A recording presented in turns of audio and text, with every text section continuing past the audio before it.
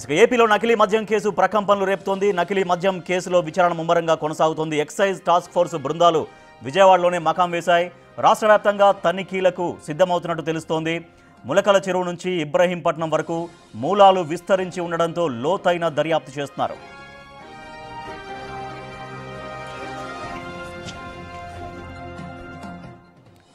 ఈ కేసులో A1గా ఉన్న జనార్దన్ రావు సోదరుడు జగన్మోహన్ రావు ఎక్సైజ్ అధికారుల అదుపులో ఉన్నాడు. ఇవాళ కోర్టులో హాజరుపరచనున్నారు.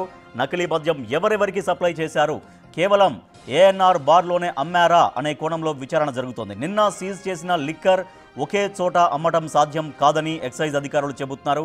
విజయవాడలోని వైన్ షాప్లో జనార్దన్ రావుకు భాగస్వామ్యం ఉందని, అక్కడికి సప్లై చేసి ఉంటారని అనుమానిస్తున్నారు.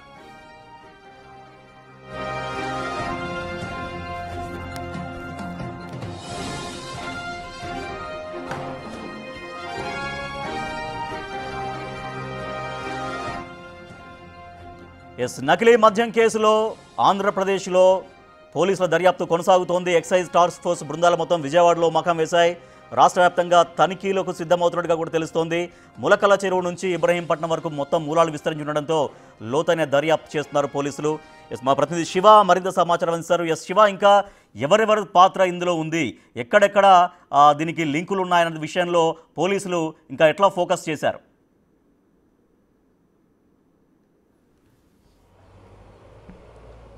రైట్ రాజేష్, మొత్తం మీద చూసుకుంటే లిక్కల వ్యవహారానికి సంబంధించి, నకిలీ మద్యం వ్యవహారానికి సంబంధించి ఏపీ ప్రభుత్వం సీరియస్గా స్పందించింది. ఏదైతే ఉమ్మడి చిత్తూరు జిల్లా అన్నమయ్య జిల్లాకు సంబంధించిన తంబళ్లపల్లిలో జరిగిన మద్యం వ్యవహారం, అక్కడ ఒక డంపులు లభించింది. అక్కడి నుంచి కూడా సరాసరి ఆంధ్రప్రదేశ్ రాజధాని అమరావతికి టచ్ చేసిన పరిస్థితి కనిపించింది. ఇబ్రహీంపట్నంలో అద్దేపల్లి జనార్దన్ ఆయన 2 చోట్ల డంపు చేశారు. దాదాపుగా లక్షలకు సంబంధించిన కేసులను అక్కడ నిల్వ చేసిన పరిస్థితి కనిపించింది. నిన్న మనం ఎక్స్క్లూజివ్గా బిగ్ టీవీ స్క్రీన్ పై కూడా చూసాం. బిగ్ టీవీలో కూడా మనం విజువల్స్ చూసుకుంటే కనుక వేల సంఖ్యలో కాలిడ్ బాటిల్స్, వందల సంఖ్యలో ఏదైతే సంబంధించిన టిన్నులు, అంటే ఒక్కొక్క టిన్నుకి సంబంధించి 35 లీటర్లు ఉండే టిన్ను, దాదాపుగా 90 నుంచి 95 టిన్నులు, అలాగే labels, branded company stickers, hologram స్టిక్కర్స్ని విచ్చలవిడిగా తయారు చేసిన పరిస్థితి కనిపించింది. దీంట్లో ఇప్పటికే రాష్ట్ర వ్యాప్తంగా కూడా ఎక్సైజ్ శాఖ సీరియస్గా ఫోకస్ పెట్టింది. మొన్నటి దసరా ఉత్సవాల్లో రాష్ట్ర వ్యాప్తంగా కూడా లక్షల సంఖ్యలో కేసులు ఈ నకిలీ మద్యం విక్రయించినట్టు తెలుస్తోంది. ముఖ్యంగా గ్రామీణ ప్రాంతాలనే టార్గెట్గా చేసుకొని దసరా నేపథ్యంలో ఈ సిండికేట్ దందా లేపినట్టు తెలుస్తోంది. అయితే ఒక 40 నుంచి 50 వేల కేసులు మాత్రం ఇబ్రహీంపట్నం నుంచి కూడా సరాసరి ఆయా గ్రామాలకి, ప్రాంతాలకి తరలినట్టు తెలుస్తుంది. ఇబ్రహీంపట్నం కేంద్రంగా కూడా ఇటు నెల్లూరు, ప్రకాశం, గుంటూరు, కృష్ణా, తూర్పుగోదావరి, పశ్చిమ గోదావరి జిల్లాలతో పాటు ఉత్తరాంధ్రకి సంబంధించిన కొన్ని ప్రాంతాలకు కూడా ఈ మద్యం కేంద్రీకృతమైనట్టు తెలుస్తోంది. దాదాపుగా వేల కేసులు సంబంధించి తరలించినట్లు కూడా గుర్తించారు. అయితే ఈ అద్దేపల్లి జనార్దన్ రావు సంబంధించి కూడా ఆయన గత 20 సంవత్సరాలుగా, దాదాపుగా 20 సంవత్సరాలుగా ఆయన లిక్కర్ వ్యాపారాన్ని కొనసాగిస్తున్నారు. గత 4-5 సంవత్సరాల కాలంగా నకిలీ మద్యం విక్రయించడంలో కీలకమైన పాత్ర పోషించినట్టు తెలుస్తోంది. తాజాగా గుంటూరు జిల్లా తెనాలికి సంబంధించిన కొడాలి శ్రీనివాసరావు అనే వ్యక్తి కూడా వీరికి యాడ్ అయిన పరిస్థితి కనిపించింది. కొడాలి శ్రీనివాసరావు, అలాగే ఏదైతే ప్రస్తుతం తెలుగుదేశం పార్టీ ఇన్ఛార్జిగా ఉండి సస్పెన్షన్ గురయ్యాడో జయచంద్రారెడ్డికి నమ్మకస్తుడిగా కూడా గుర్తించారు. నిన్న తెనాల్లో కూడా సోదాలు నిర్వహించిన పరిస్థితి కనిపించింది. అయితే ఆయన నేతృత్వంలోనే ఈ తతంగం అంతా కొన్ని రకాలు కొనసాగినట్టు తెలుస్తోంది. అయితే తంబళ్లపల్లిలో లభించిన డైరీలో మొత్తం 78 పేర్లు ఉన్నట్టు తెలుస్తోంది. దీంట్లో అధికార పార్టీకి సంబంధించిన పలువురు శాసనసభ్యులు, పలువురు మంత్రుల పేర్లు కూడా డైరీలో ఉన్నట్టు తెలుస్తోంది. 78 మందికి సంబంధించి కావాలనే రాశారా, లేకపోతే ఎందుకు రాశారా అనే దానికి సంబంధించి కూడా ఎక్సైజ్ శాఖ అధికారులు విచారణ చేస్తున్నట్టు తెలుస్తోంది. అయితే ఈ కేసుని ఎక్సైజ్ శాఖ అధికారులు విచారణ కొనసాగడంలో కొంత జాప్యం కొనసాగుతోంది. లా అండ్ ఆర్డర్ పోలీసులు సహాయం తీసుకోవాలా, లేకపోతే ప్రత్యేక ఇన్వెస్టిగేషన్ టీం ఏర్పాటు చేయాలా అనే దానికి సంబంధించి కూడా ఎక్సైజ్ శాఖ ఉన్నతాధికారులు చర్చలు జరుపుతున్నట్టు తెలుస్తోంది. అయితే టోటల్ ఈ లిక్కర్ వ్యవహారానికి సంబంధించి కూడా ఇప్పటికే అధికార పార్టీ శాసనసభ్యుల పాత్ర ఉందని చెప్పి వైఎస్ఆర్సీపీ నేతలు బలంగా ఆరోపణలు చేస్తున్నారు. నిన్న బిగ్ టీవీతో మాట్లాడుతూ దేవినేని అవినాష్ కావచ్చు, అలాగే మాజీ మంత్రి జోగి రమేష్ కావచ్చు, వీరిద్దరు కూడా స్థానిక ఎమ్మెల్యే, వారి బంధుగణం, ఎంపీ పాత్ర ఉన్నట్లు కూడా వారు ఆరోపణలు చేస్తున్న పరిస్థితి కనిపించింది. మరొకవైపు తెలుగుదేశం పార్టీకి సంబంధించిన నేతలు కావచ్చు, మంత్రులు కావచ్చు, వైసీపీ హయాంలో లిక్కర్ హ్యామ్ జరిగింది, లిక్కర్ స్కామ్కి కర్త కర్మ క్రియ వైఎస్ఆర్సీపీ నేతలే. తెలుగుదేశం పార్టీ నేతలు ఎప్పుడు కూడా తప్పు చేయబోరు. వైఎస్ఆర్సీపీ నుంచి టీడీపీకి వచ్చిన నేతలు ఈ వ్యవహారాన్ని అంతా నడిపారు.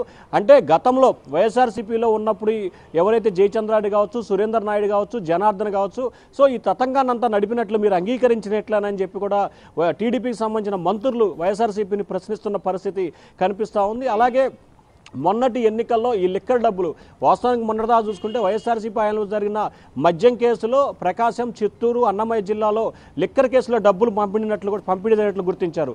తాజాగా మొన్నటి ఎన్నికల్లో ఇబ్రహీంపట్నానికి సంబంధించిన అద్దేపల్లి జనార్దన్ రావు పలువురు శాసనసభ్యులకి, పలువురు ఎంపీ అభ్యర్థులకి, ఎమ్మెల్యే అభ్యర్థులకు కూడా ఎన్నికల సమయంలో ఫండింగ్ ఇచ్చినట్లు కూడా అధికారులు గుర్తించారు.